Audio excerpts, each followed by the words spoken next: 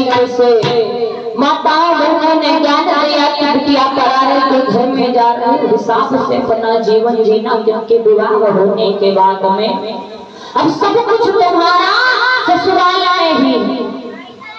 वाकई में जब बिटिया पैदा हो तो माता पिता को ये बात बतानी चाहिए कि बिटिया परारे के घर में जा रहे हो, एक दो बातें गम खाई, लेकिन जमाना बदल चुका।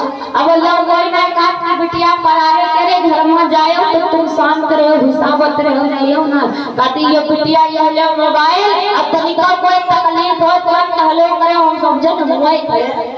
आज उस जमाने में ये थोड़ा करते कि बिटिया जाए बात मान ले, कहते बिटिया कोई तकलीफ हो तुमका घर से फोन खुद तुरंत फोन करके बताया, हम सब जन लाठी लेकर मैं तुरंत खड़े।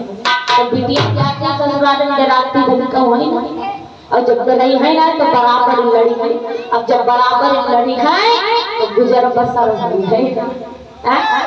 आज भैया मैया सुरुचि को लेकर के महाराज उत्तानपाद डोले समेत अपने राज्य में पहुंचे।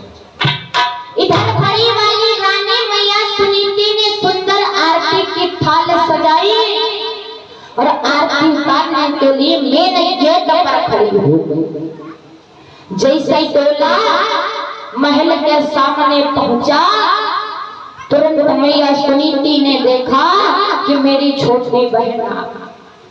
मैया सुनीति आरती की थाल को लेकर नीचे की तरफ बढ़ी, तो इसे छोटी वाली रानी जो विवाह करके आई थी एक पैर डोले से बाहर निकाला, और जैसे एक पैर डोले से बाहर निकाला तो देखा कि बाहर कोई औरत खड़ी है। अब सुरुचि ने महाराज उत्तानपाद से पूछा कि महाराज आप मुझे विवाह करके लाए हैं, फिर आपके घर में ये औरत कौन, आपकी माता? महाराज उत्तानपाद कुछ बोले नहीं, बल्कि धीरे से सिर को हिलाया नहीं। फिर कौन? महाराज उत्तानपाद के मुख से कोई शब्द ना निकला।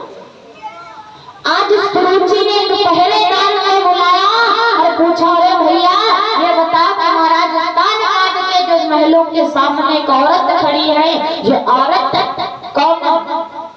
ये औरत कौन है? महाराज उत्तानपाद के पहरेदार ने बताया कि महारानी आपको नहीं मालूम कि महाराज उत्तानपाद का एक विवाह पहले से हो चुका।